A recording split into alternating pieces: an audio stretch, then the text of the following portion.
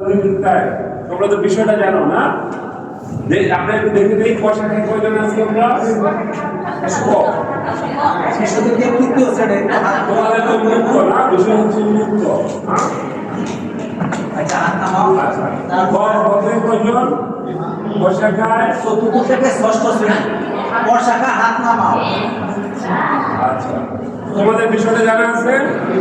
তোমাদের বিষয় হচ্ছে দুর্নীতির বিরুদ্ধে কারণের একতা।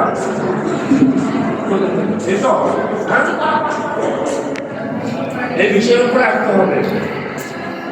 আর বিভাগে কারা আসলে একটু হাত তুলে, সপ্তম থেকে দশম শ্রেণী।